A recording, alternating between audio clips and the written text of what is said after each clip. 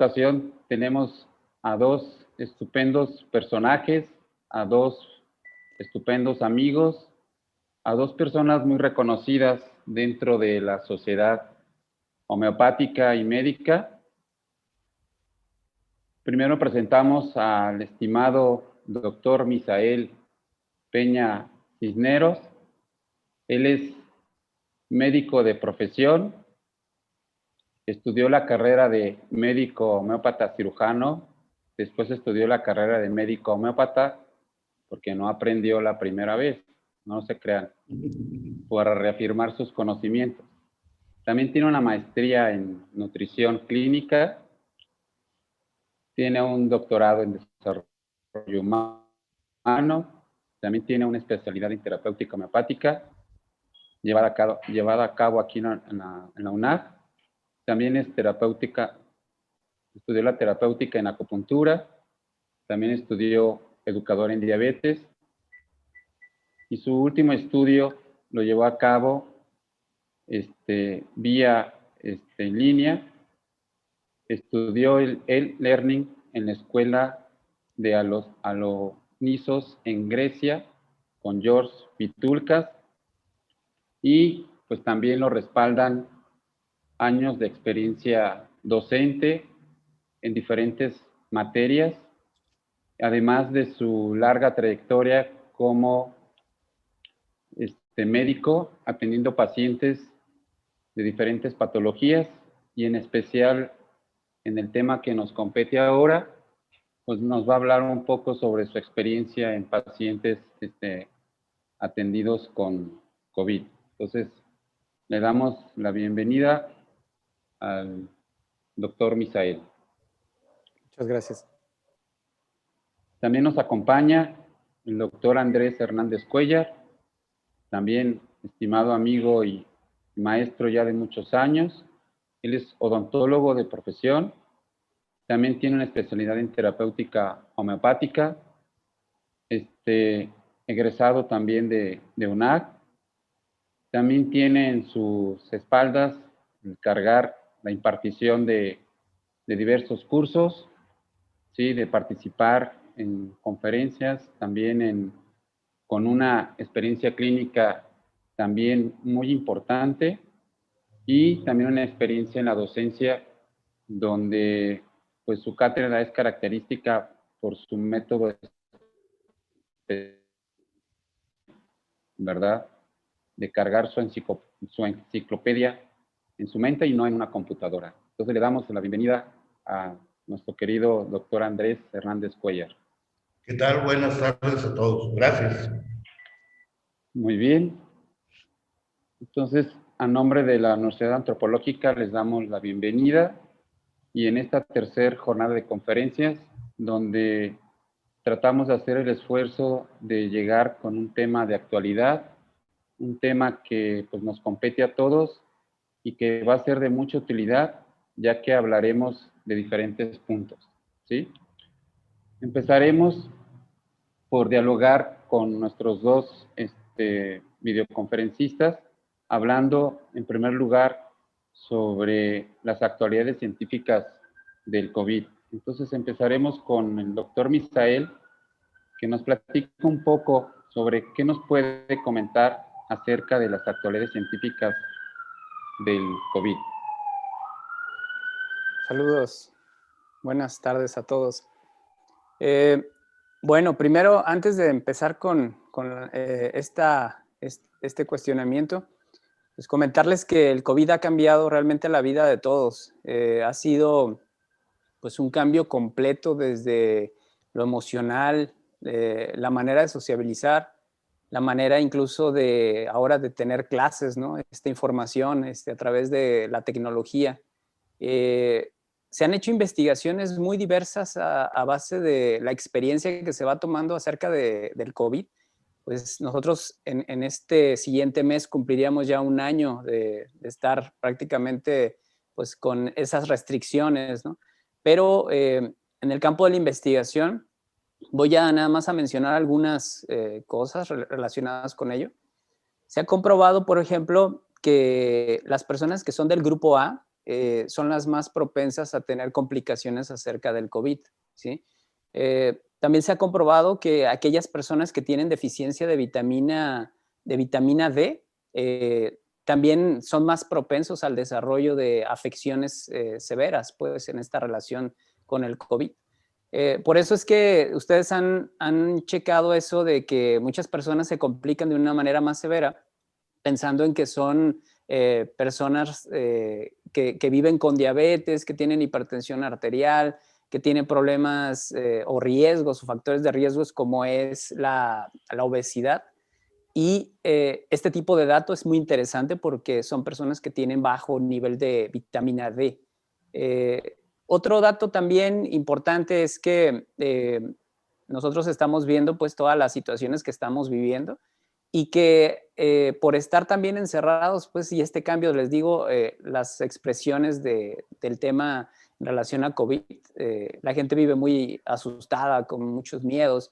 Me llamó la atención, por ejemplo, en investigaciones relacionadas con Japón, donde Japón ha sido un país muy cuidadoso en su esfera, pues, de prevención, de los cuidados, pero ellos casi no han tenido defunciones por COVID, pero han tenido defunciones por suicidio, ¿sí? Entonces, se ha incrementado también la tasa de suicidios basándose en el encierro, en la pandemia, en las implicaciones económicas, ¿sí? Entonces, cada país y cada término, ya sea desde lo económico, lo social, hay investigaciones muy diversas, pero sí quisiera más adelante compartir algunas de ellas, pero me gustaría nada más para contestar esta pregunta. Estamos aprendiendo conforme los meses van dando precisamente nuevo fondo de estas investigaciones y de esta enfermedad, pero lo que sí es importante es que pues llevamos ya, digo, en este caso desde diciembre de este año pasado, el año completo de aprender acerca de la enfermedad. Entonces, todavía nos falta aprender mucho acerca de ello. Muy bien, maestro Misael. Maestro Andrés, ¿qué nos puede dialogar acerca de lo que está pasando actualmente con las novedades científicas del COVID? Bueno, un saludo a todos primero, antes que nada, y sobre lo que se ha ido viendo, ustedes y yo sabemos que después de haber pasado días con una dieta muy restringida, a lo mejor sin apetito, de repente el paciente, y esto lo digo porque hay muchos pacientes que van saliendo aparentemente de la enfermedad y luego tienen caídas estrepitosas y desgraciadamente termina en una defunción. Sabemos que después de tener una alimentación muy restringida o dejar de comer, independientemente que sea por inanición o por, en este caso, que no tienen para nada deseo de comer, a través del riñón se tira mucho magnesio, sodio y potasio. Entonces, aunque aparentemente el paciente esté comiendo bien, le faltan estos tres minerales que al final terminan por desasimilar gran parte de lo que han comido o de lo que se han nutrido y luego esto termina pues en la defunción del paciente. Entonces, por lo tanto, en últimas fechas se ha visto el hecho de que dando estos suplementos en las personas que salen del problema y que luego tienen que pasar el proceso de recuperación, es importante incluir en su dieta estos suplementos a base del magnesio, del zinc y el potasio. Y hay una historia extra que nos dice que sobre todo esa pérdida es todavía en un porcentaje mayor cuando el paciente tiene un historial de haber sufrido deshidrataciones independientemente de cuál haya sido la causa, cuando tiene estos antecedentes. Esto es lo que he oído pues y lo que he visto en estas últimas 2 semanas y media. Muy bien, maestro Andrés. Se dicen muchas cosas acerca del manejo del COVID y de lo que deben de hacer los pacientes, ¿verdad? En Estados Unidos están 2000 miligramos de vitamina C como algo que pueda aportar. Aparte de lo que han comentado, maestro Misa, algo que quisiera puntualizar en esto de las actualidades científicas del COVID, de recalcar en nuestros alumnos y egresados, de tomar también en cuenta. Bueno, lo que se ha observado es que a las personas que menos problemas tienen, sí tiene que ver con una alimentación acorde. De hecho, eso que acabé de comentar respecto a que aquellas personas que tienen o que han tenido deficiencia de vitamina D, actualmente se está utilizando como un preventivo. No hay investigaciones que sean así de gran conclusión relacionados con este tema, pero lo que sí se ha observado es que la mayoría de los pacientes que tienen complicaciones severas han tenido baja la cantidad de vitamina D a nivel corporal. Y lo que también se ha utilizado, digo, como parte de, es gramos, por ejemplo, 1 o 2 gramos de vitamina C, lo están utilizando también por vía intravenosa como para aquellas personas que están en estado de convalescencia y que tengan mayor rapidez precisamente en la recuperación. Otros estudios que han estado haciendo, especialmente a nivel de los hospitales, pues son lo que es el uso del plasma intravenoso, ¿sí? De pacientes que ya les dio COVID, precisamente para lo que es la transmisión de las inmunoglobulinas. Y también ha ayudado a que las personas en convalescencia salgan más rápido de este proceso. Son situaciones, como te decía, son situaciones que van en proceso, son situaciones que vamos aprendiendo, pero lo que sí es, el sistema inmunológico está dado por mecanismos de defensa, que son mecanismos ya sea naturales o adquiridos, pero estos mecanismos naturales, entre más fuertes estén, realmente esto se vuelve como una especie de enfermedad que es de pico y de fase aguda, pero que una vez que están bien, lo resuelven sin problema. Pero si el sistema inmunológico está en depresión o tienen factores de riesgo, como en el caso de fumar, obesidad, hipertensión, diabetes o algunos otros concomitantes, esto hace que las personas tengan mayor implicación en esas complicaciones severas. Y agregando, como les decía, el grupo de tipo A. Entiéndase por estadísticas que ha sido el grupo de mayor afectación por la famosa enzima convertidora tanto de angiotensina como los anticuerpos que son en cierta manera responsables también del ingreso del llamado SARS-CoV-2, ¿sí? Muy bien, maestro Misa. ¿Algo que quisiera puntualizar, maestro Andrés?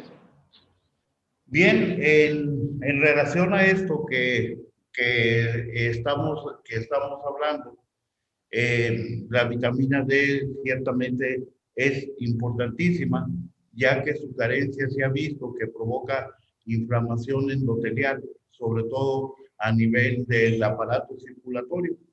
Y esto es un factor entonces que va a coadyuvar para que se inicie el proceso de trombosis migratoria, que muchas veces al final es la causa del paciente. Aquí hay una cosa importante que es bueno señalar y es el hecho de que en pacientes que tienen esta enfermedad, por desgracia, obviamente el transporte del oxígeno empieza a tener muchísimos problemas por el hecho de la falta de saturación y entonces el organismo responde aumentando los niveles de hemoglobina para tratar de que entonces así se arrastre una mayor cantidad de oxígeno, por lo menos a los órganos vitales. Pero esto va a aumentar la densidad de la sangre. Y si el paciente aparte está cayendo en un estado de deshidratación, esto viene a ser lo que va a provocar que empiecen a generarse coágulos. Por otra parte, existe una regla, pudiéramos decir, que cuando la sangre sobrepasa ciertos niveles de dióxido de carbono, la sangre puede empezar a formar coágulos sin que exista ningún antecedente patológico en el paciente. Entonces aquí quisiera dividir esto en dos partes. Cuando tenemos problemas con un aumento de la hemoglobina, quizá ahí la acción de fósforo sí sea conveniente utilizarla, pero cuando tenemos una sobrecarga o una sobresaturación de dióxido de carbono, en estos casos la calcárea fluórica nos ayuda mucho más, y sobre todo cuando se utiliza en potencias en decimales, ya que se ha visto que la calcárea fluórica en relación a la molécula de dióxido de carbono tiene la propiedad de separar el carbono y dejar oxígeno libre, oxígeno que se puede utilizar. Y al mismo tiempo, al quedar el carbono libre, este se asocia con el agua y entonces tenemos ácido carbónico.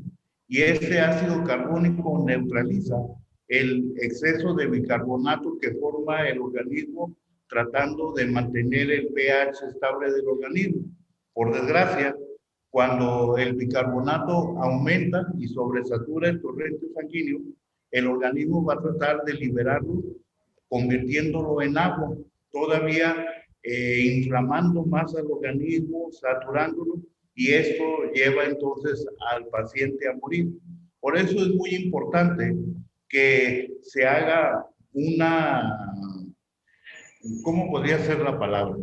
O sea, dejar bien establecido si lo que el paciente se está yendo por el lado de un aumento de hemoglobina en donde el fósforo sería excelente, o si tenemos tan solo una sobrecarga de saturación de dióxido de carbono, en donde la calcárea fluórica y el suero de anguila son excelentes. Esto lo señalo a todas las personas que están haciendo el favor de vernos este día, a mis compañeros y a mí, para tratar pues de ser más eficientes y más certeros en lo que estamos haciendo, porque eso está llevando muchas vidas de por medio. Muy bien. Bueno, interesantes los comentarios de ambos maestros. Pues ya estamos entrando un poquito en el tema que a muchos les interesa, que es hablar del tratamiento homeopático. Entonces, hablaremos un poco ahora sobre el manejo homeopático al inicio del COVID, ¿verdad? Es una enfermedad que la podemos clasificar en 3 etapas, ¿verdad? El inicio, la parte media, que sería cuando el paciente está en la etapa crítica, y una etapa ya de convalecencia. Entonces, maestro Misael, ¿qué puede aportar la homeopatía cuando empiezan los primeros síntomas del cuadro clínico del COVID? ¿Y cuáles son los síntomas que predominan más actualmente, ya con este tiempo que se conoce ya de la pandemia? Pues tuvieron algunos síntomas de inicio, pero ahora ya actualmente aparece que se han combinado algunos otros. Sí, algo que sí he aprendido en esta pandemia es que el medicamento debe de ser el semejante. Eso sí es muy, muy importante. Nosotros en la homeopatía trabajamos por la ley de los semejantes. Entonces, el medicamento que no es el semejante no va a funcionar y va a llevar incluso a estos episodios que comenta maestro. Entonces, va a llevar a un episodio donde el estado agudo va a determinar luego complicaciones. Me han tocado muchos pacientes ahora que la combinación de algunos medicamentos, cuando no es el medicamento exacto, los lleva a percibir que están en un estado donde van quizá recuperándose, pero se estancan y ese estancamiento posterior luego viene hacia la complicación. Yo quisiera recalcar este punto porque pues, muchos de los alumnos que nos pudieran estar viendo pudieran pues, estar recibiendo quizá en este momento o querer una receta para empezar a trabajar, ¿no? Pero bueno, yo quisiera primero recalcar este punto. Cuando empezó la pandemia, yo hice un video relacionado precisamente con un efecto de tipo preventivo, donde yo recomendaba utilizar Arsenicum album a la potencia 30, 3 veces por semana, lunes, miércoles y sábado, y nada más era una sola toma. Y la segunda semana utilizar calcárea carbónica, ¿sí? Y así ir alternando, quizá descansar después de 3 semanas, una semana, y posteriormente volver otra vez a hacer el inicio. Las personas que utilizaron este tipo de protocolo, pues, que fue un prototipo que yo planteé porque los dos medicamentos son de base antipsórica, se sintieron o estuvieron en cierta manera más protegidos. Y yo lo que vi fue que estuvieron con mejor respuesta. Incluso mis amigos que son médicos que estuvieron enfrente de esta batalla, muy pocos de ellos se han enfermado y aquellos que se han enfermado han salido rápidamente. Pero yo quisiera ser muy puntual. El evento de inicio muchas veces cae en los medicamentos de fase aguda, ¿sí? Aquellos que son como Gelsemium, Ferrofosforicum, medicamentos como Brionía, pero son medicamentos de un inicio. La siguiente parte en el proceso de la fase aguda, donde la persona llega a tener ya molestias de ese tipo, vamos a hablar desde lo que es la pérdida del olfato, el gusto, y que se va complicando con una laringotraqueitis, y posterior a ello vienen las complicaciones basadas en el aparato respiratorio, en la parte baja del aparato respiratorio.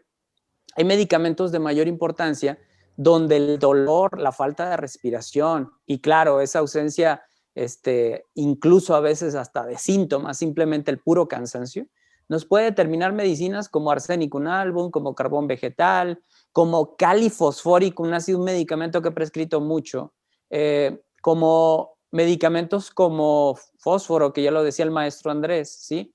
Pero hay una característica. He prescrito muchas veces Licopodium. Y diría, Licopodium en ese tipo de problema, resulta ser que uno de los datos es que la grabación viene de tipo vespertina, ¿sí? Un dato importante es la plenitud al momento de comer. Están comiendo y se llenan rápidamente.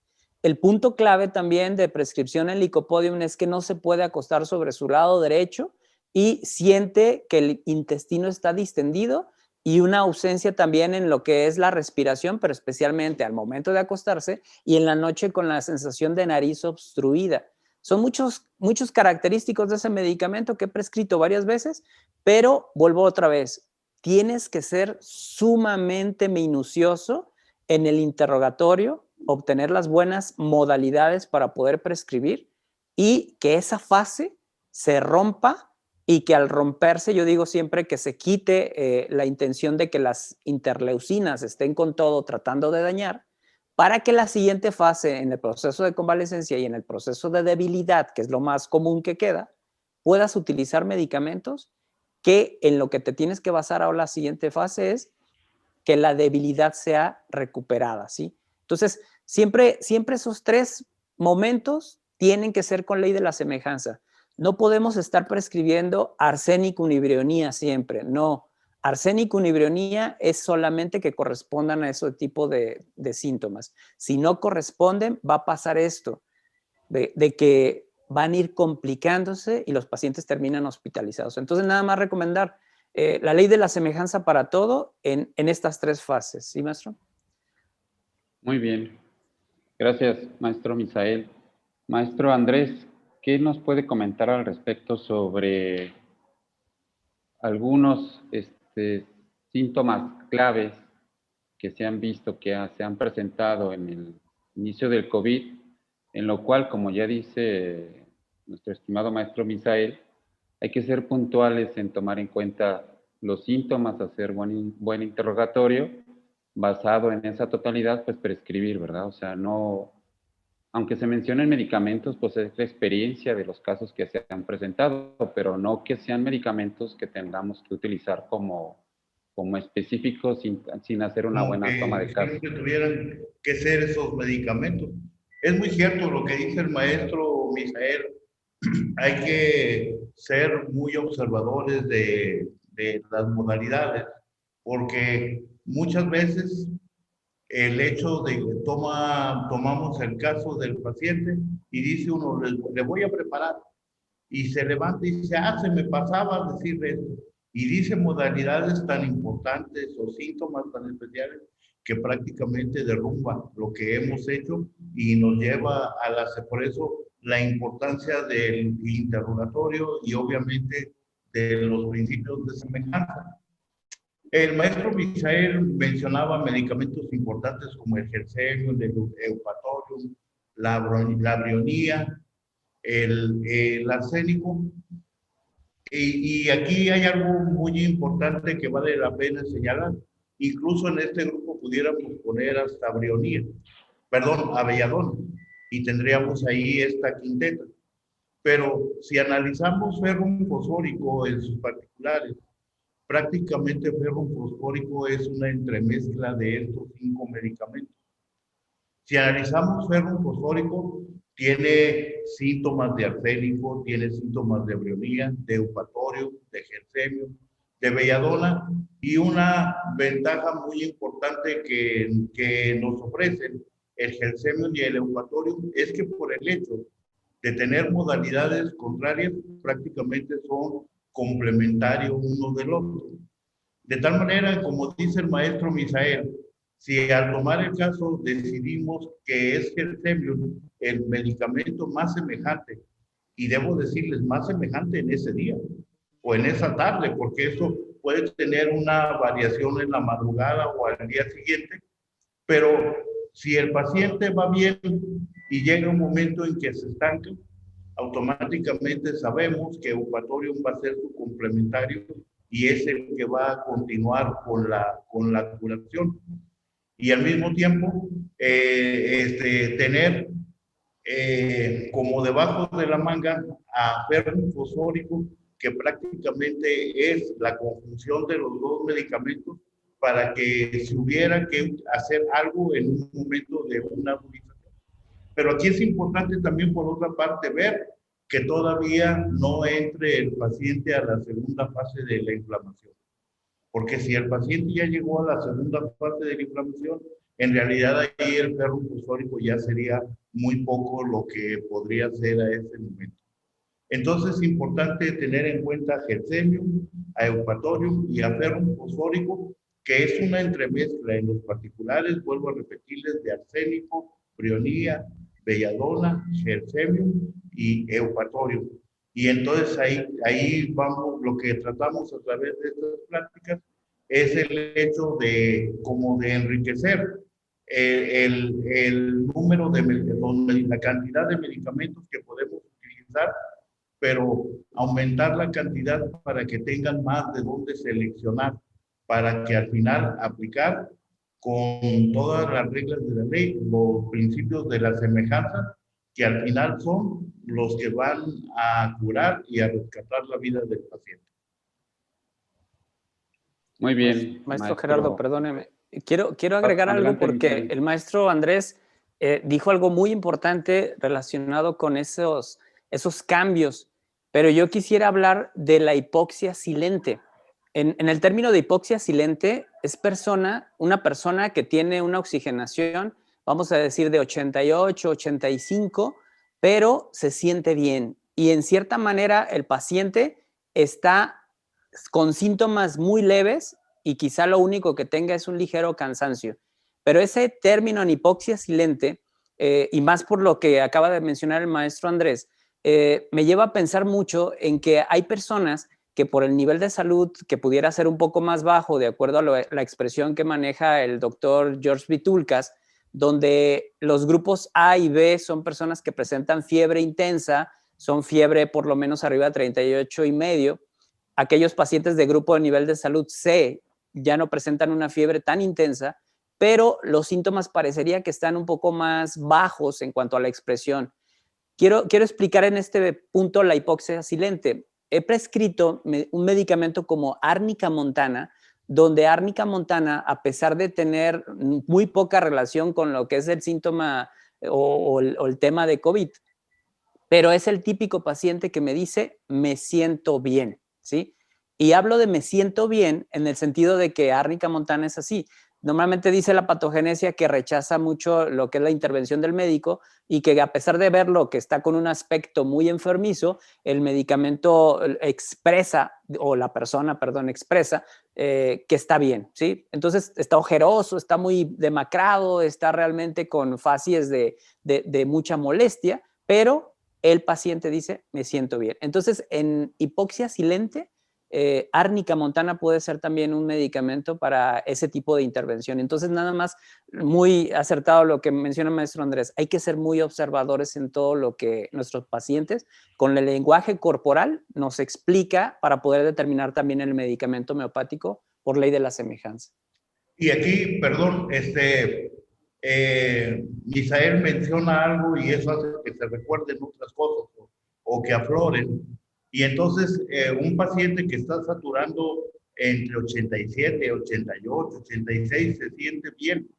Y esa hipoxia precisamente es cuando se forman los coágulos en la trombosis migratoria. Aparente dice uno, bueno, está estable, está tranquilo, casi le llega al 90, creo que vamos por buen camino, y resulta que de repente tenemos un paro cardiorrespiratorio por un coágulo que se generó precisamente porque empieza a haber ya una sobrecarga de dióxido de carbono y por desgracia hay personas que son altamente sensibles a esto. Y qué bueno que estamos haciendo hincapié en que a veces adentro de la mejoría en realidad está la grabación. Por eso el hecho de observar, observar y volver a observar. Sí, es muy bien, muy buenas aportaciones.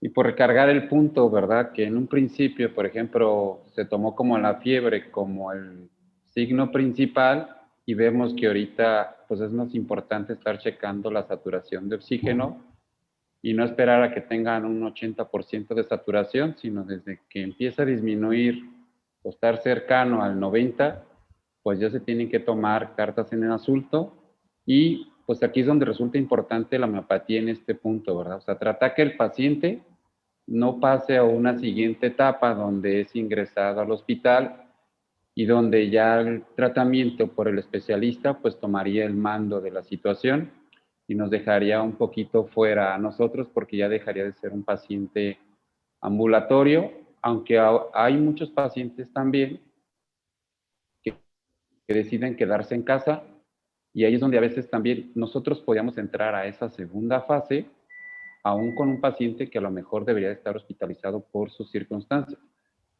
¿Qué opciones tendría la homeopatía ahí, maestro Misael, en un paciente que ya está en una situación más crítica, pero que es asistido con oxígeno, que es asistido con un respirador? Ahí, ¿cómo podríamos nosotros seguirlo apoyando? Bueno, siempre hablando desde homeopatía, medicina, enfermería, psicología, ¿no? El paciente debemos de tener en cuenta, pues, con el paciente que es primo non nocere, ¿no? Primero, no dañar. Hay que cuidar mucho la salud de nuestros pacientes, hay que ser muy, muy éticos en el sentido de que cuando nosotros ya no podemos, la siguiente parte es derivar y bueno, entiéndase que la gente está tomando estas opciones de conseguirse su tanque de oxígeno, pero muchos pacientes en el lapso de 4 horas, si es que la necesidad de oxígeno es mucha, en ese tipo de paciente, pues, se les acaba en el lapso de 4 horas, ¿no? Entonces, deberían de tener por lo menos 2 tanques para estar surtiendo y surtiendo su tanque, y estoy hablando de los tanques incluso grandes. Y por eso es que la gente ha optado por este tipo de situación, evitarse ir al hospital, o incluso me tocó el caso de una señora que yo no pude ayudar, fue una señora que ya le bajó la saturación a 77 y estaba muy mala, pero entiendas el concepto. Cuando nos llegan a consulta y por alguna situación han buscado muchísimas opciones, las personas a veces se tornan en buscar algún tipo de té, se tornan a utilizar ellos solos antiinflamatorios, incluso muchos que se han inyectado dexametasona como tratamiento inicial. Y el punto es que el tratamiento está mal enfocado y el tratamiento no lo enfocan precisamente al tipo de fase donde se encuentra. Y cada vez por su nivel de salud, perdón, se van poniendo mal y llegan con nosotros con complicaciones muy severas. Cuando hay que ser muy honestos, cuando la homeopatía ya tiene sus límites, realmente no podemos hacer mucho. Pero me tocó el caso de una señora que tenía 78 de saturación celular, saturación de oxígeno, perdón, y el punto era que tenía síntomas muy, muy marcados de un medicamento que se llama Muriatic Cubnatium, ¿sí? Una debilidad muy extrema, una inflamación intestinal con problemas de estreñimiento, problemas hepáticos, muy, muy, muy marcado el medicamento. Al empezarlo a dar, después de los primeros cinco tomas, empezó a tener una evolución muy favorable. Yo normalmente lo que estoy haciendo es esperar por lo menos un día a la evolución y siempre estoy monitoreando a mis pacientes. ¿Qué está pasando en la actualidad? Nos hemos vuelto como el médico que va a visitar a su paciente, pero ahora lo hacemos a través del teléfono o de videollamada, ¿sí? Entonces, entiéndase que esta evolución tenemos que adaptarla precisamente a dar las condiciones propicias. Pero si el paciente va evolucionando bien desde las primeras 24 a 48 horas, nosotros tenemos que seguir utilizando medicamento, como lo decía el maestro Andrés, de acuerdo a los cambios que se van percibiendo. Pero si el paciente va en una evolución, al contrario, mayor complicación después de las 24 a 48 horas, lo que tenemos que hacer es muy honestos y pedirle al paciente que vaya y se hospitalice, porque la verdad quizá necesite la intubación y un tratamiento más enfocado pues a algo hospitalario, y ahí es donde no podríamos ayudar. Por eso tan importante, cuando están los primeros síntomas y cuando se puede hacer en la fase intermedia, se puede hacer mucho con homeopatía. Pero cuando ya está muy avanzado y la saturación de abajo, por lo menos más de 80, ¿sí? en el porcentaje, sí se nos complica mucho hacer una ayuda con homeopatía. O sea, hay que estar muy atentos a eso y ser muy honestos, que no todo lo podemos curar con homeopatía. Sí, y es muy cierto y al mismo tiempo muy honesto de nuestra parte. Como ahorita que hablas tú de lo que es la baja de la saturación, por ejemplo, en un paciente adulto, aunque no sea una persona todavía de la tercera edad, en donde baje la saturación del oxígeno a un promedio del 81, 82, pero que tenga el antecedente de haber padecido fiebre reumática. Sabemos que por ese hecho las válvulas cardíacas no están como debieran. Entonces, por el hecho de disminuir la saturación, cuando una válvula está sana, la sangre pasa de las aurículas a los ventrículos como cuando abrimos una llave de agua en chorro. Pero cuando las válvulas tienen algún daño y hay una disminución de la saturación de oxígeno, entonces el agua baja con la sangre, perdón, baja en efecto sifón. Y al hacer este movimiento es suficiente para que se forme un coágulo y el paciente muera en pocos segundos. Entonces, por eso, cuando vemos que el caso se estanca a través de la videollamada, a través de la llamada de los pacientes, ahí es cuando debemos entender que el paciente debe entrar a un servicio de urgencias para ser internado. Y en esto debemos ser, como dice el maestro Misael, muy, muy, muy honestos. Muy bien, gracias por sus aportaciones. Bien, ahora, a veces estamos con la disyuntiva que si tiene COVID, no tiene COVID. ¿Qué nos puede decir, maestro Misael, acerca de cómo serían las pruebas confirmatorias del COVID? ¿Cuáles pruebas deben de practicarse? ¿En qué momento? ¿Cuál es la que nos daría una mayor certeza? ¿Qué nos puede comentar? Bueno, el llamado PCR, el famoso hisopado que ustedes han visto en varios de los temas que se tocan pues a nivel de lo que es la relación con el COVID, es una prueba que es muy importante porque lo que tratamos de ver es ese tipo de imagen de lo que es los genes del virus en este caso, ¿no? Entonces, bueno, la carga genética del virus. Entonces, una de las cosas importantes en este punto es que no todas las pruebas se pueden hacer inmediatamente. Hay mucha gente que lo que me dice es, oiga, tuve contacto. ¿Cuántos días hace que tuvo contacto? Ayer, ¿sí? De ayer a hoy no va a tener ningún tipo de certeza ese tipo de prueba, pero pasando 3 a 5 días hacia adelante, después del contacto, la gente podría hacerse esa prueba, el PCR, pero es muy importante entender, cuando empezaron las pruebas a realizarse, había muchos falsos negativos, ¿sí? Y resulta ser que la persona aparentemente no tenía nada y a la semana empezaban a desarrollar los síntomas. Normalmente los síntomas se pueden ir desarrollando y hay por ahí un artículo que define desde las 48 horas hasta después de los 7 a 14 días, ¿sí? Entonces, entiéndase un concepto. Si las personas van a hacer anticuerpos, hay dos tipos de anticuerpos, ¿sí? Los anticuerpos llamados IgM y los anticuerpos llamados IgG. Los anticuerpos IgM normalmente aparecen después de haber tenido contacto a partir del 10º día, ¿sí? Hacia el día 14. Y entiéndase después del contacto, no de las enfermedades, no de los síntomas. Entonces, muy importante entender este proceso porque muchas personas se lo hacen inmediatamente y este tipo de prueba también sale como falsa negativa. Entonces, cuando las IgM se elevan, quiere decir que las personas están en una fase donde la reproducción de carga viral está siendo alta y especialmente hablando de que las IgM se elevan en ese proceso. La siguiente parte es cuando las IgG aparecen al mismo tiempo, ¿sí? Junto con IgM, y entonces les están diciendo que la persona ya tiene o está formando defensas. Y la siguiente o la última fase es comúnmente viendo que la IgM desaparece, sale negativa, la IgG se queda positiva y entonces ahí es cuando nos dicen ya tiene defensas. Pero acaban de mandar un estudio y resulta ser que mi paciente que salió con este tipo de detalle, le hacen otra prueba para determinar cómo está su carga y resulta ser que ni IgM ni IgG estaban presentes, a pesar de que ya había tenido un estudio de PCR y de anticuerpos positivos. Entonces, hay algo que yo todavía no entiendo, pero los artículos dicen que las cargas de anticuerpos pueden quedarse como mecanismo de defensa desde 3 hasta 8 meses, ¿sí? Como con defensas, con anticuerpos para no volverse a enfermar.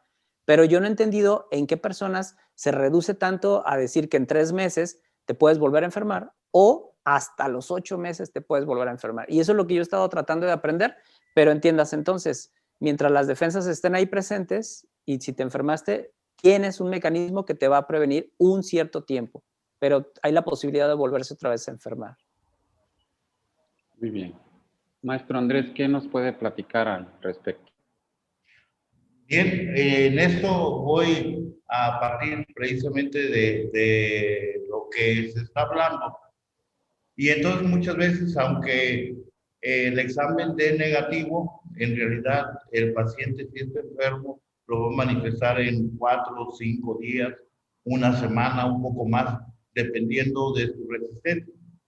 Entonces, cuando en lo particular yo tengo ese tipo de dudas, empiezo a prescribirle al paciente el tuberculinum bovinum.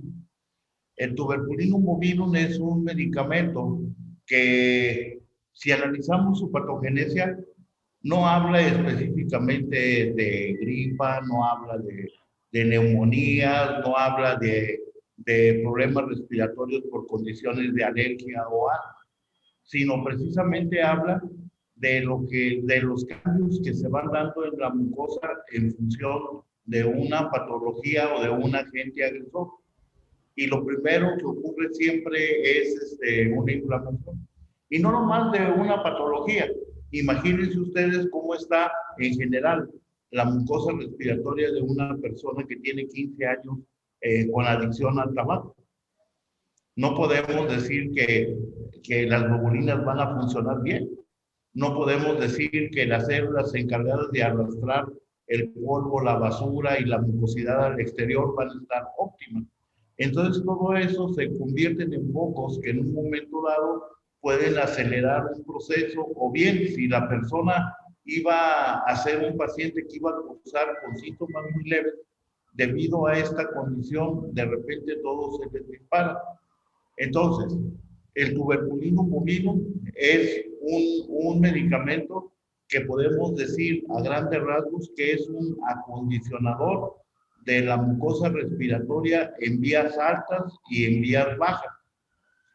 Los doctores Escalante y Caís, que fueron sus creadores por ahí en los años 30 del siglo pasado, decían que cuando estos síntomas o cambios, independientemente de cuál fuera la causa, se daban en el aparato respiratorio y coincidían que era una mujer y que particularmente estaba pasando por la menopausia, en vez de tuberculinum bovinum se debería prescribir la tuberculina residual. Y los estudios que se han hecho desde los años 30 hasta el 2005 nunca han revelado que haya habido experimentación de síntomas o introyección de los mismos o demás, aunque se dé por tiempos prolongados.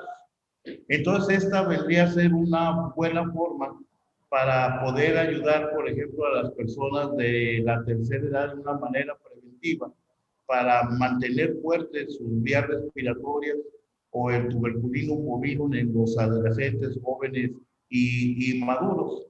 Pero eso precisamente en relación a lo que mencionaban ustedes hace rato de los falsos negativos o los positivos, y que lo hacen que el paciente hasta se alegre y diga, bendito sea Dios, no estoy enfermo, y a los 3 días empieza. Podemos ayudarlos porque por algo sintió ese síntoma, por algo sintió ese malestar, que aunque sea mínimo, les despertó la sospecha y con esto es suficiente. Y si estos dos medicamentos no están encaminados a una patología en general, sino precisamente en la restauración y remodelado de la mucosa respiratoria en sus niveles altos y bajos, se me hace a mí una excelente opción. Y en realidad en el transcurso de todo este año me ha servido mucho en lo particular la prescripción de estos medicamentos. Muy bien, maestro Andrés. Puntualizando un poquito, entonces, las pruebas rápidas positivas son confiables. Las pruebas rápidas negativas, pues hay que esperar unos días y pues practicarse mejor la PCR. Una PCR positiva, si sale la IgM positiva, pues tienes la enfermedad en la fase activa. Si sale IgM, IgG, pues quiere decir que tu cuerpo ya está formando anticuerpos, pero todavía estás en una fase importante. Si ya nada más sale la IgG, pues quiere decir que ya generaste anticuerpos. Como decía el maestro Misael, pues puede que te duren 3 meses o hasta 8 meses. Esperemos que duren 8 meses o más, ¿verdad? Sí. Muy bien. Bueno, ahora le preguntaremos al maestro Misael que nos dialogue un poquito acerca de los principales síntomas post-COVID. Se dice que la debilidad debido a la sarcopenia y a la pérdida de masa muscular predomina como el síntoma más importante post-COVID, aunque después ahí se suman el dolor de cabeza, un poco de confusión mental, bueno, y otros más que nos platicará el maestro Misael y nos ayudará a comprender un poquito sobre qué importancia tienen para el homeópata tomar en cuenta estos síntomas que suelen ser importantes ya en la etapa de convalecencia. Sí, podemos ir mencionando para puntualizar zonas. El 1% de los pacientes dejan de oler y se queda como complicación. Muy importante este dato. Y hablo de el 1% como complicación de la famosa anosmia o ageusia, lo de la pérdida del olfato y el gusto. Otro dato que ha estado saliendo, y bueno, esto viene desde el primer SARS-CoV, ¿no? El llamado virus SARS, una de las cosas muy importantes, y hablo del primero antes de llamar el SARS-CoV-2 ahora, daba como complicación en el 60% de los pacientes, daba como complicación problemas de tipo cardiovascular y depósitos de grasa situados en alguna parte del cuerpo. Esto hablo del virus el SARS nada más, ¿sí? Cuando hablamos ahora del SARS-CoV-2, muchos de los pacientes han tenido un dolor torácico, ¿sí? Y estoy hablando de un dolor retroesternal que no tiene nada que ver con la oxigenación. La oxigenación del paciente puede estar en 93, 95, con un dolor torácico muy intenso, ¿sí? Y este dato posterior a hacerse alguna radiografía de tórax o después una tomografía, encuentran que hay depósitos grasos en arterias grandes, especialmente hablando de la aorta. Esta es una complicación también que queda, ¿sí? Hay otras complicaciones que están situadas en lo que acaba de decir el maestro Gerardo, que tiene que ver con la sarcopenia. Fíjense qué está sucediendo en este año. Yo en algún momento, en una plática que di, yo decía, el pronóstico a futuro es que la gente no se mueva, que tenga más predisposición a desarrollo de trombosis por el simple hecho de estar encerrados durante todo un año y que esto genere trombosis simplemente por el no moverse, ¿no? Lo que está sucediendo es ahora lo que dice el maestro Andrés, uniendo la enfermedad más todos los factores de riesgo, el no asolearse, que es otro dato, la deficiencia de vitamina D, ¿sí? Y en general todo este tipo de implicación, las complicaciones que vienen es, digo, y de lo que se está presentando, es insomnio, ¿sí? Riesgo de trombosis, ¿sí? Problemas que están relacionados y ahora lo están diciendo, que hay una posibilidad de padecer Alzheimer, ¿sí? A futuro, con aquellas personas que han quedado con cierto tipo de secuelas, cierto tipo de parestesias, sensaciones como si estuvieran las articulaciones con dolores como tipo pinchantes, la debilidad característica aún teniendo oxigenación por arriba de 95, muy común. Acuérdense que la enzima convertidora de angiotensina no nada más está en el área del aparato circulatorio, sino también la enzima convertidora está en riñón, está en hígado, está en cerebro. Entonces, ¿qué sucede? Que como esta enzima es la que nos ayuda a introducir más rápidamente el virus, pues las afectaciones van a ser cerebrales, hepáticas, renales y en este caso cardiovasculares. Por eso muchas personas, en el caso de los pulmones, pues te quedan también con fibrosis pulmonar y muchas personas están quedando con insuficiencia renal. Es un tema muy, muy delicado porque si habláramos de proyectar a 5 o 10 años este tipo de enfermedad, las implicaciones en gasto económico y también en el caso de todas las secuelas que van a quedar todavía más que en el caso de obesidad y más que en el caso de diabetes, ¿sí? Van a ser muy, muy severas a futuro. Muy bien. Maestro Andrés, ¿qué nos puede platicar acerca de esa fisiopatología de los síntomas que van apareciendo como de los más importantes, como la disnea que ya nos comentaba el maestro Misael, la lesión a nivel sistema nervioso, la hipoxia que sufren las neuronas? ¿Qué nos puede comentar? Sí,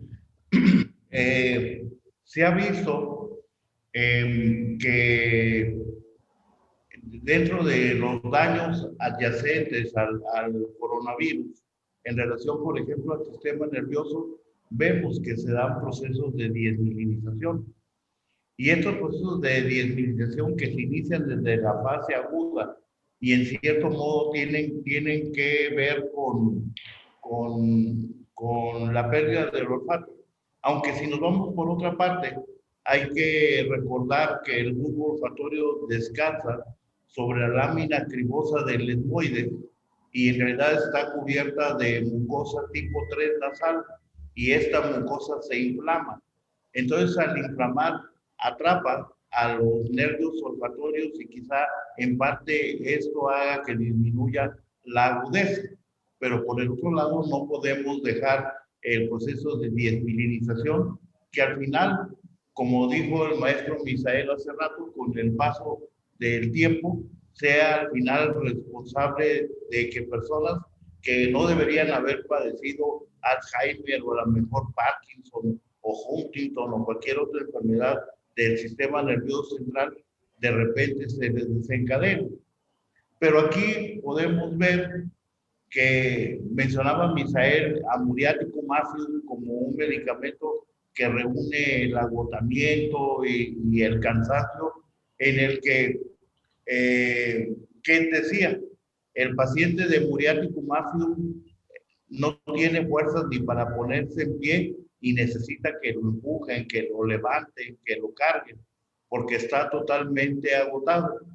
Y en esa misma condición, otro medicamento más para aportar a muriáticum ácido lo encontramos en el picricum ácido. pícrico ácido también tiene el agotamiento y el cansancio de que vamos a ver el muriático, pero también es uno de los medicamentos que está indicado en los procesos de desmilinización. Entonces ahí tenemos pues una opción más para tratar a los pacientes. Si el paciente en un momento dado tiene agotamiento, cansancio, pero nunca perdió el olfato, nunca perdió el gusto, entonces ese paciente pienso que irá muy bien con el muriático máximo. Pero si es un paciente que aparte de haber tenido el agotamiento y el cansancio, tuvo la pérdida del olfato, del gusto o de ambos, valdría la pena ahí utilizar el piclicumab, que es un medicamento que va a trabajar precisamente sobre esa vaina de mielina, con la idea de, a lo mejor no tanto de que recupere el olfato, la idea sería proyectada a futuro, de que quizá con este tratamiento de piclicumab le estemos evitando un Alzheimer o algo que pudiera sobrevenir con el tiempo. Entonces, como ven, en resumen, y creo que ustedes coinciden conmigo, tenemos muchas más armas en homeopatía que en alopatía para lo actual, para lo agudo, para la segunda fase, para la tercera, pero ya en el transcurso de la plática ya empiezan a salir medicamentos que se proyectan a 5 a 10 años después de que pase todo esto. Sí, maestro Andrés, perdón. Muy bien, Yo también maestro Andrés. quiero agregar algo de lo que el maestro Andrés dice.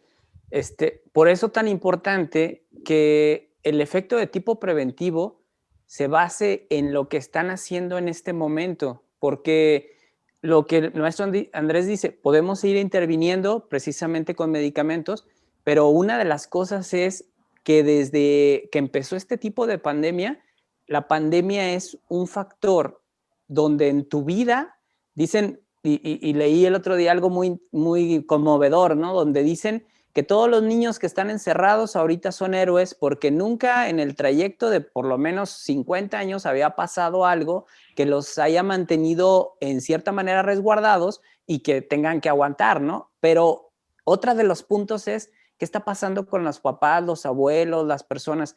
Tienes que cambiar mucho tus hábitos, tienes que cambiar tu pensamiento, tienes que seguir viviendo en cierta manera y hacer tu efecto de tipo preventivo. ¿Para qué? Para que si la pandemia, digo, vamos hablando de que pase en un determinado tiempo, 5, 10 años, no sé, pero que haga cambios, es porque tú seguiste aquí en este momento y esos cambios te hicieron fortalecer tu organismo para poder vivir como una persona normal, ¿no? Pero si llegó a darte COVID y nunca hiciste esos cambios y nunca fortaleciste tu organismo, las complicaciones que vienen van a venir reflejadas entre esos 5 y 10 años. Y la verdad es que es lo más, de complicaciones a nivel, no nada más nacional, sino a nivel mundial, lo que se está esperando, qué es lo que sigue después de esta pandemia, ¿no? ¿Cuáles son las complicaciones que van a venir reflejadas entre esos 5 y 10 años? Sí. Sí, estamos en ese proceso de aprendizaje y de conocimiento, pues porque todavía hay muchas cosas que están en estudio. Pero bueno, algo importante es empezar desde ahorita, ¿verdad? O sea, no esperar a que tengas COVID, sino puedes empezar desde antes a tomar medidas, como se habló en la plática de tratamiento nutricional. No te esperes a estar enfermo, es mejor invertirle a la salud, es muchísimo más barato. Entonces, las personas que no les ha dado COVID, pero son hipertensas, tienen algún síndrome metabólico, pues es el momento, pues ya llevamos varios meses. Ya era para que en estos meses tuvieran un alto control de esas comorbilidades y entonces, pues menos posibilidades de una complicación, ¿verdad? ¿Qué es el punto a tratar? Después de que pasa el COVID, ya se vislumbra o ya en los pacientes que han pasado la enfermedad, empiezan a presentar cuadros que ya ha mencionado el maestro Misael, el maestro Andrés, de que algunos órganos, aparte de la lesión que pudiera tener a nivel alveolar el pulmón, pudiera presentar precisamente el riñón, sistema nervioso, debido a que el endotelio vascular de esos órganos es más sensible y más susceptible a la enzima convertidora de angiotensina, que está asociada a mayor efecto del COVID. ¿Qué nos pudiera dialogar al respecto, doctor Misael, sobre el daño renal, por ejemplo, que pudiera pasar, o a nivel hepático, o a nivel del sistema nervioso central, ya como una secuela del COVID? Bueno, el problema en las secuelas, y bueno, cuando hablamos de la destrucción por microtrombos a nivel, por ejemplo, de las nefronas, o que haya provocado fibrosis pulmonar, o que en este caso incluso haya provocado a lo mejor microinfartos cerebrales, por ejemplo, la verdad es que ahí sí depende mucho de cuáles son los tipos de síntomas con los que el paciente quede. Pero sí me ha tocado ver personas que la función renal, de tener, por ejemplo, un 90% de función renal, cayó a un 30%. Y las personas pues terminan después con procesos de diálisis, y de ahí pues su vida va a ser como en un proceso de degeneración renal. Entonces, sí depende más bien de qué tan intenso quedó en el organismo ese tipo de secuela. Entonces, no puedo generalizar, pero sí es importante entender que entre más fuerte esté el organismo, precisamente como lo que comentaba, con buena alimentación, que la persona esté haciendo ejercicio en este caso, y que una condición importante es el dormir adecuadamente en cuanto a tiempo de horario, dormirse temprano en este caso, ¿no? Que está pasando que la gente tiene insomnio como complicación también de no salir, de no asolearse, de no consumir vitamina D. Y todo esto con los procesos que ustedes ya mencionaron, como la descalcificación y todos los neurotransmisores que están involucrados, pues estamos llevando a un proceso alto de niveles de insulina. Curiosamente, he atendido pacientes con mucho estrés por el simple hecho de estar encerrados y no sociabilizar. He atendido personas que han comido muchísimo en esta pandemia, han aumentado de peso, y el problema es que pues están en casa, más estrés, más cercana al alimento, y en cierta manera no hacen ejercicio y aumentan de peso. Entonces, para concluir lo de la pregunta, depende del grado de afectación que se tenga a nivel cerebral, renal, hepático o a nivel cardíaco, lo que podríamos decir que podría ser el pronóstico que podamos tener. Pero lo que sí es muy claro es que estas personas, a los que ya les dio, a las que no les ha dado, tienen que ponerse las pilas y hacer cambios en este momento. Si no se hacen cambios, yo lo dije al inicio, digo, de esta pandemia, tuvimos una plática que fue hasta Aruba, ¿no? Dimos mucha información acerca de esto como parte de lo preventivo, pero la gente debe de entender por sí sola que lo preventivo está dentro de su casa, está en ellos mismos. Y si no lo hacen, el tiempo va a seguir evolucionando y nos estamos acostumbrando a ver despedir gente, a ver despedir a nuestros seres queridos, y en algún momento que nos toque después a nosotros. Entonces, es muy importante esto. Debemos de ser las personas que sigamos viviendo en el tiempo que nos queda, digo, pensando pero con buena salud, y pasar la pandemia. Sí, debemos de tener un sistema inmunológico fuerte para pasarlo de una manera lo más sencillo posible.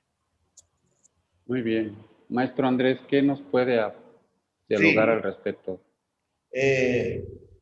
hablábamos aquí de las cuestiones preventivas y la proyección.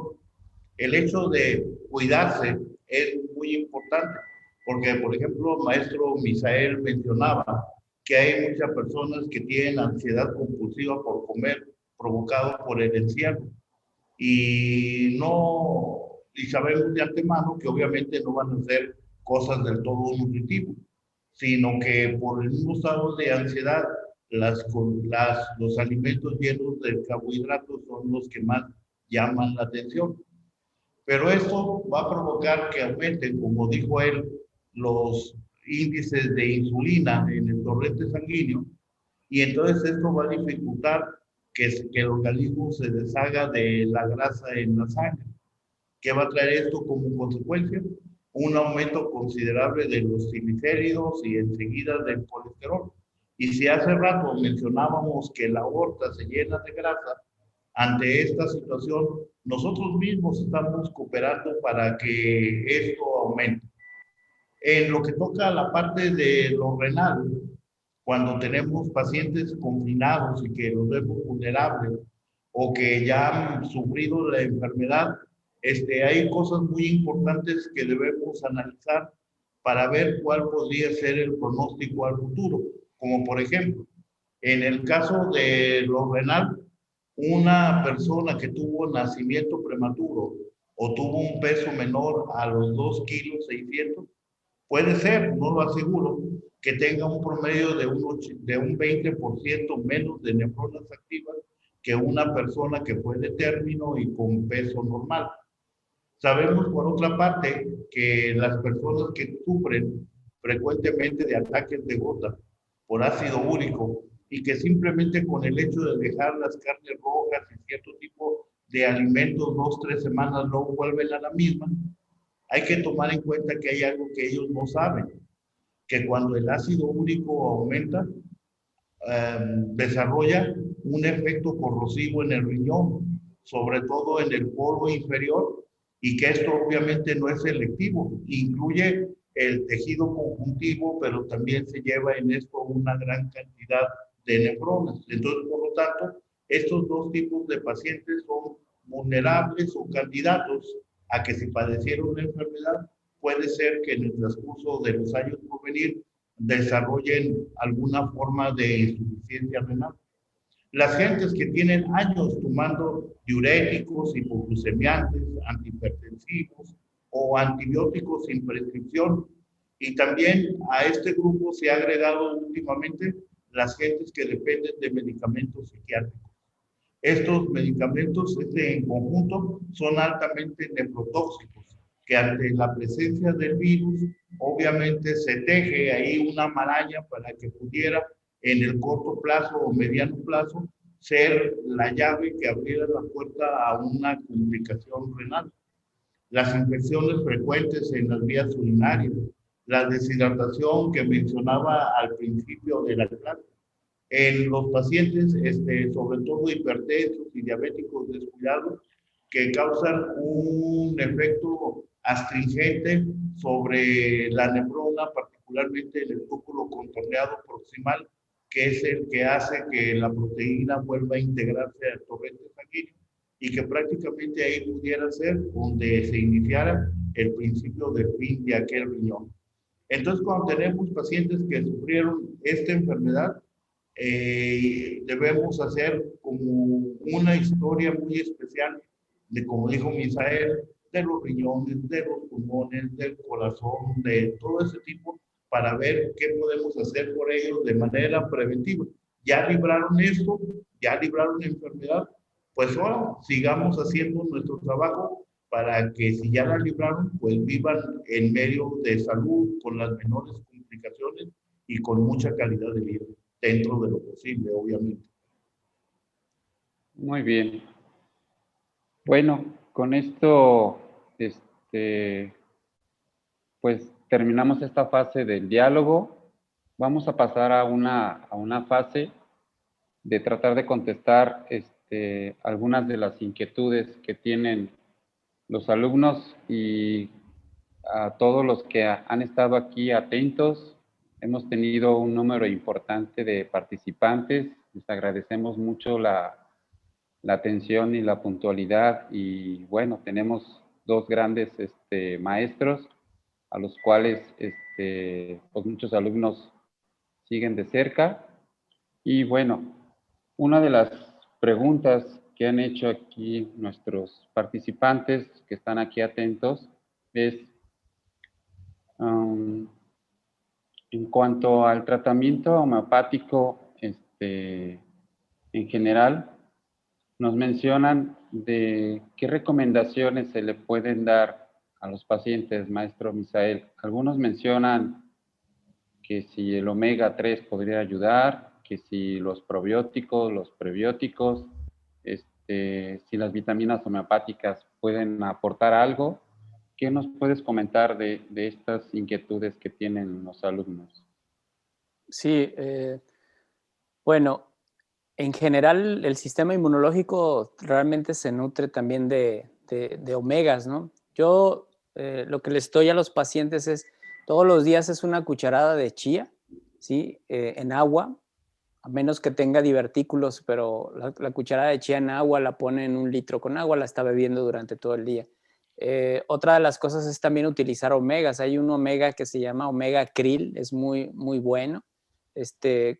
Otro dato también importante es que, claro, la vitamina D, están utilizando dosis entre 2.000, 5.000 o hasta 10.000 unidades internacionales, pero entiéndase que la vitamina D que mejor funciona es la vitamina D3, ¿sí? Es importante entender este punto. Otro dato también de lo que me mencionan en este punto es sobre las vitaminas homeopáticas.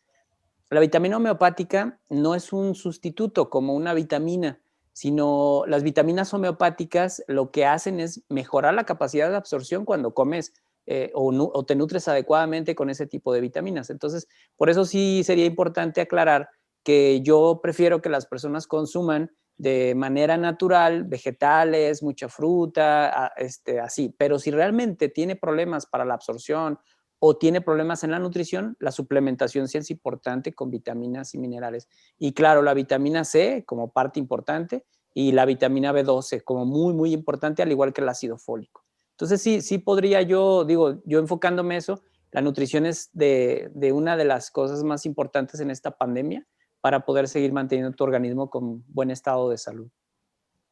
Muy bien, maestro Misael. Maestro Andrés, nos preguntan que qué medicamento mencionó para la anosmia. Es el Piclicum acidum y se puede alternar con la sal de cali muriático. De hecho, hay estudios en donde se dice que las madres que toman sal de cali muriático durante el embarazo, los niños nacen son muy tranquilos y que al mismo tiempo las cosas que deben ir haciendo con el transcurso de los meses los van haciendo más anticipadas.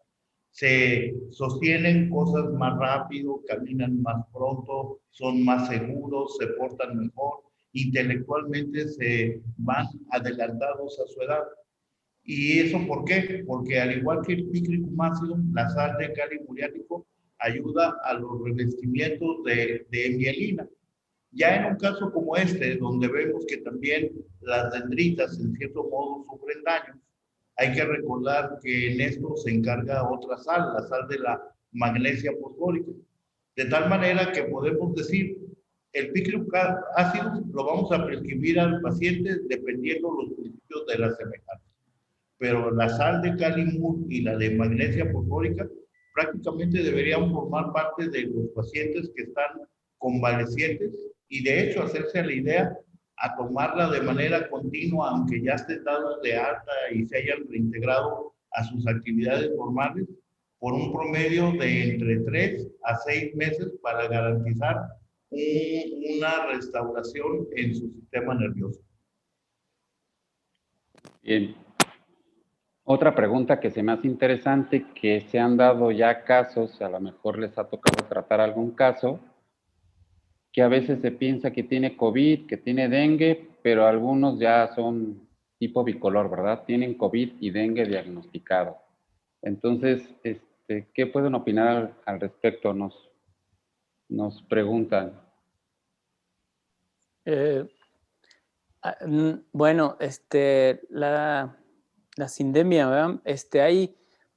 Hay algunos casos clínicos que aparecieron que tuvieron datos de COVID y al mismo tiempo estaban enfermos de dengue porque reaccionaron también al antígeno contra dengue, pues. Entonces, lo que sí es cierto es que lo que comentaba hace un momento, que estamos aprendiendo, alguna pregunta me hicieron en algún momento que si podían existir dos virus en un momento determinado. En las cargas o en los reflejos virales podría ser que sí sea posible, pero normalmente al entrar un virus, el otro virus en cierta forma no puede estar presente, pero digo, yo es algo que he estado aprendiendo, que los pacientes están reaccionando ante este doble tipo de enfermedad, porque yo he tenido pacientes en consulta que me enseñaron estudios y era doble el estudio positivo. Entonces, lo que sí es, yo no sabría explicarlo, digo, en el sentido de, porque son muy pocos casos aislados, y entonces no sé las características así como clave de estos pacientes de por qué sí se expresó esos dos tipos de virus, porque no puedo decir que es una generalidad, ¿sí? Son casos muy específicos donde sí han estado positivos las dos enfermedades en un momento determinado. Y les digo porque conozco personas muy cercanas respecto a ello con los estudios clínicos presentes, pero no sabría explicarlo el por qué sí esos dos al mismo tiempo. Muy bien, maestro Misael. ¿Qué nos comenta, maestro Andrés? Pues casi igual. En realidad no podemos saber cuál es la situación que en cierto modo converge en un momento dado para que el individuo sea partícipe o huésped de estos dos virus al mismo tiempo. Lo que sí es importante señalar que estos pacientes los podemos ayudar con levopanostra. Es un medicamento que da muy buenos resultados en situaciones como esa, y estos pacientes en lo particular se ha visto que son pacientes que quedan como muy susceptibles a desarrollar fibrosis. Entonces ahí la tuberculina denis puede ayudar a que esto no ocurra o a prevenirlo en cierto modo en la medida de. Obviamente todo esto es nuevo. Tanto el maestro Misael como yo hemos mencionado que estamos aprendiendo. No es una enfermedad que ya venga descrita en el Harrison o en cualquier otra medicina interna. Estamos aprendiendo.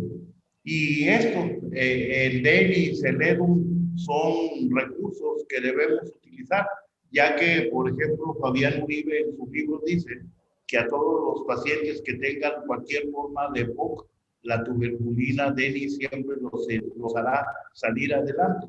Por lo general en los pacientes en convalecencia es un medicamento que siempre les prescribo, este nosode menor, que es muy importante, así como a las personas que tienen enfisema, fibrosis pulmonar, o que vienen convaleciendo de tuberculosis o cosas por el estilo. Para completar todo esto, ya que estamos hablando de cuestiones respiratorias y demás, el hidroxiánico ácido es un medicamento muy importante cuando el paciente le descienden de manera brusca sus niveles de saturación y empiezan a aparecerle los labios amoratados. Este hidroxiánico ácido es un medicamento excelente. Y si ya la cianosis se extiende hasta las uñas de manos y pies, vuelve ahí a aparecer el DENIS y la tuberculina de Marmorex como unos dos medicamentos auxiliares excelentes en estos momentos de crisis o de agudización grave.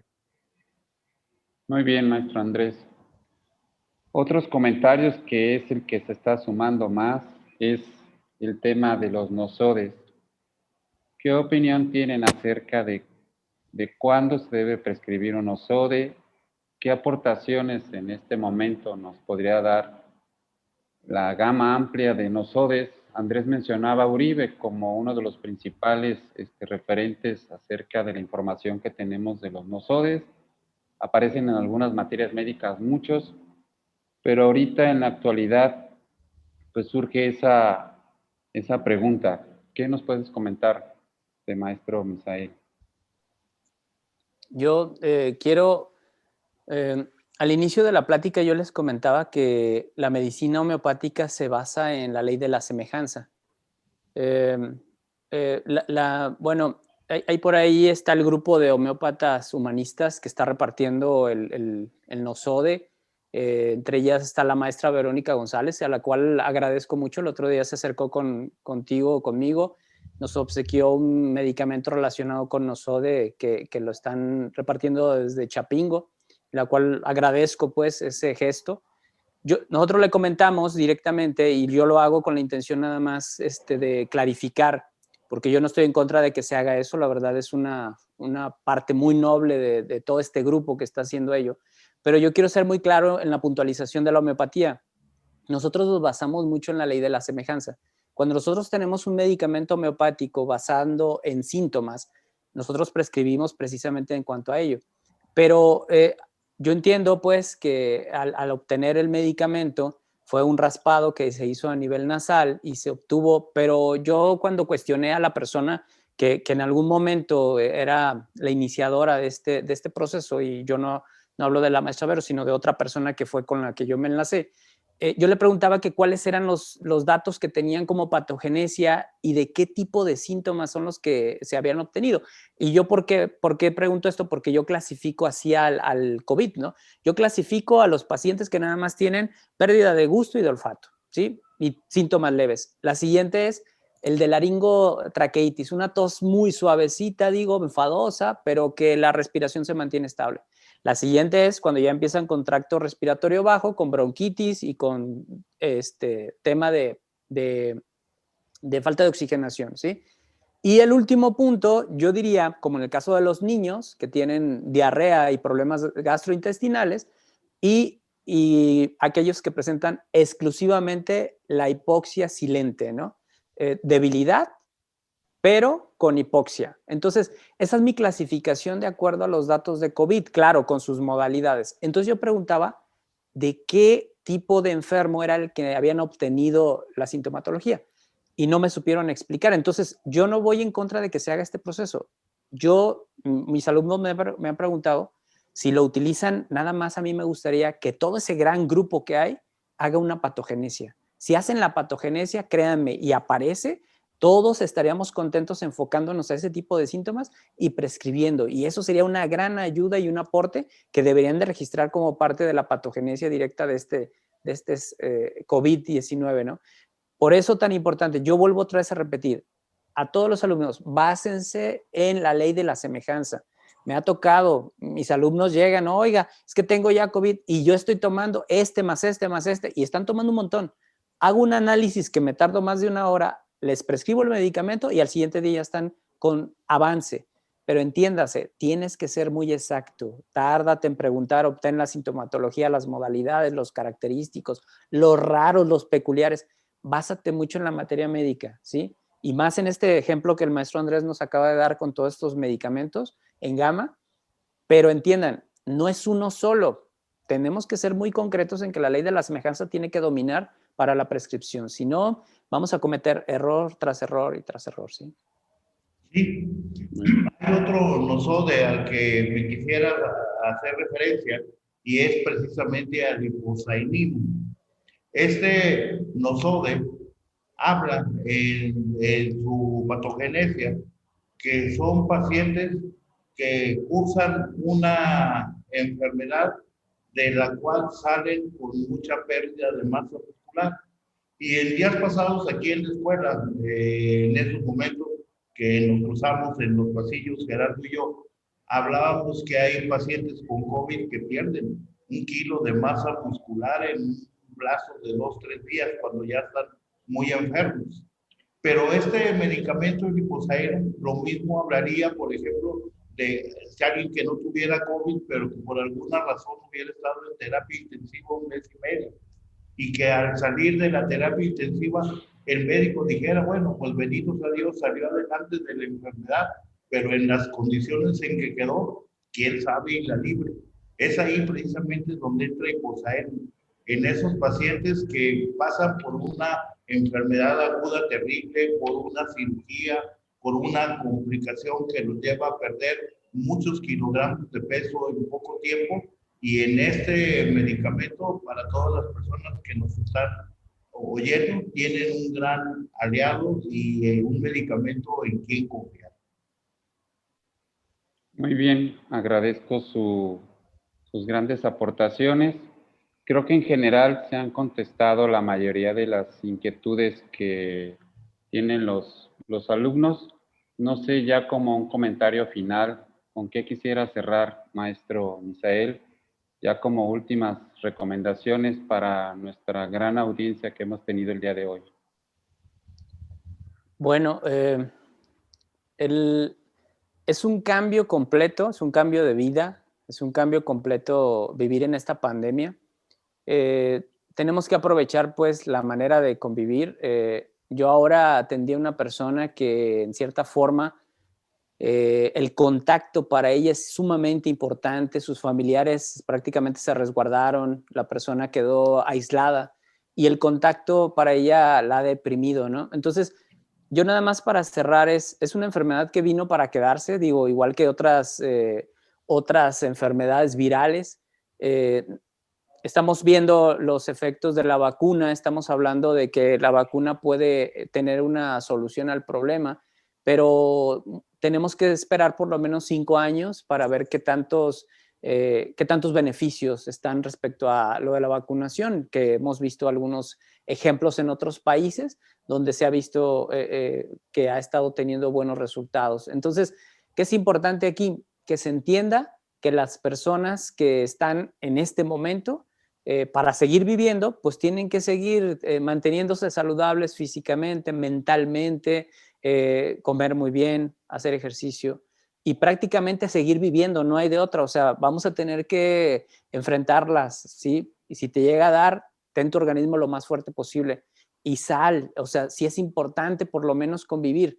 Convive con tus seres cercanos, pero sé muy, muy cuidadoso. O sea, también eso es importante. Pero tengan en cuenta el punto de, o sea, no podemos dar vuelta atrás, pues no vamos a regresar a la etapa de donde se hacía lo mismo que antes, ¿no? Pero tenemos que adaptarnos a la nueva forma de vida. Si no se adaptan a esta nueva forma de vida, créanme que muchas personas están cayendo en depresión muy severa y esto genera más enfermedades que el simple hecho de estar enfermo de COVID. O sea, la mente genera mayor enfermedad que la propia enfermedad como tal, como el proceso viral. Entonces, sí traten de ser personas que sigan viviendo. Eso es lo único que yo diría. Sí, muchas gracias, maestro Misael. Agradecemos mucho su presencia. Me han mandado muchos saludos, y entonces ha sido muy cobijado aquí el día de hoy, maestro Misael. Maestro Andrés, por último, bueno, aprovechando de los últimos comentarios que nos dijo el maestro Misael, hay algunas preguntas acerca de la depresión, del estrés, sobre todo de la cantidad de cortisol que se eleva. Algo muy importante que decía el maestro Misael es, tenemos que adaptarnos. Ya dice el doctor Sananés, el que no se adapta se enferma. Entonces, sí es cierto que mucha gente cree que tiene COVID y no lo tiene, y entra el miedo, entra la angustia, la ansiedad, entra mucho el estado previo de las personas antes de estar con el COVID, y ahí es el punto donde se tiene que trabajar en mejorar nuestro estado actual, ¿verdad? Me gustaría algún comentario breve sobre el cortisol y su cierre final, maestro Andrés. Bien, aquí precisamente podemos utilizar como parte de el estímulo que el cortisol nos ofrece, a veces negativo, ya que es parte principal en el estrés, por ejemplo. El hecho de darle al paciente como organoterápico, cuando lo veamos muy deprimido, los suprarrenales. Las suprarrenales ayudan mucho a estimular el metabolismo y esto le serviría porque está comiendo de más, como hace rato mencionábamos. Pero al mismo tiempo, todo esto mueve una maquinaria en donde estimula al intestino delgado a liberar mayores cantidades de dopamina que serán sumamente benéficas para el cerebro en la elaboración de la serotonina. Esto se convierte en algo muy importante, así como también podíamos utilizar un medicamento que tiene una depresión muy profunda. De hecho, si vemos en los estudios, muchas personas quedan con síndrome post a la enfermedad por el hecho de lo que vivieron cuando son internados.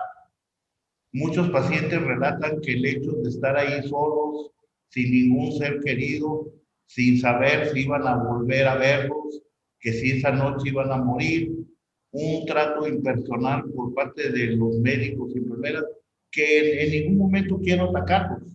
Ya me imagino la cantidad de pacientes que lo requieren al mismo tiempo, lo que tienen que hacer, que quisieran multiplicarse y aunque ellos quisieran, no pueden dar más de lo que pueden. Y todo eso hace que los pacientes caigan en estados de depresión terrible, en donde muchas veces el lauro metálico, el natrio sulfúrico, los medicamentos clásicos no logran sacar al paciente, pero tenemos uno que es muy importante y es el cáliz fosfórico. El cáliz fosfórico, hay una materia médica portuguesa escrita por Luis Roga, en donde dice que el cáliz fosfórico trata la depresión del espíritu. Y yo creo que una persona que se pasó 2, 3 semanas en un hospital sale deprimida del espíritu y este medicamento le puede ayudar muchísimo en su recuperación. Esto es lo que les podría decir al respecto. Y un paciente después de que llega del hospital, después de haber sobrevivido, tiene que recibir mucho cobijo, mucho amor, mucha atención por parte de nosotros, porque eso es lo más importante que lo va a hacer salir de esa depresión postraumática después de haber estado encerrado en el hospital, sin comunicación, totalmente aislado y sin saber nada del mundo exterior. Muy bien, agradecemos al maestro Andrés, perdón. Bueno, los seguidores de Andrés tampoco no se dejan, así que declaramos un empate técnico entre los dos docentes. Y bueno, algunas preguntas finales acerca del tratamiento y lo que se debe de hacer, pero creo que pues ya han contestado puntualmente el maestro Andrés y el maestro Misael, pues que es básico hacer una buena observación, la toma de caso y pues individualizar como puntualmente lo han comentado. Ya solamente quisiera agregar que lean un poquito sobre la epigenética, los 3 pilares que mueven la epigenética para que una célula se pueda regenerar o pueda tomar otro curso es la actividad física, la nutrición y el tratamiento de las emociones. Y todo esto son temas que se tratan aquí en la universidad, son temas que se ven en el área de nutrición, en el área de homeopatía, y que todos los que entren a la especialidad en terapéutica homeopática, pues pueden ver despejadas sus dudas, ya que ahí estarán estos estupendos conferencistas, donde les aclararán más puntualmente cualquiera de sus dudas. Para terminar, pues les vamos a pedir al maestro Misael y al maestro Andrés que cuando tengan un tiempo, bueno, puedan darle un poquito de seguimiento a las inquietudes ya más en lo individual, para si alguna persona se quedó con alguna duda, pues pueda ser aclarada, ¿sí? Muchas gracias, maestro Misael, estimados también ambos, maestro Andrés, y bueno, muchas gracias. Queríamos continuar porque entre más le seguimos, como que más nos siguen, pero bueno, tenemos un tiempo y respetamos el tiempo tanto de ambos, ¿sí? Muchas gracias por su participación. Y bueno, la universidad se siente muy orgullosa de ustedes y creo que más sus alumnos. Gracias. Muchas gracias a todos. Muchas gracias. Gracias a todos, que pasen buena noche. Buenas noches. Gracias, Andrés. Gracias, Gerardo. Gracias. Gracias.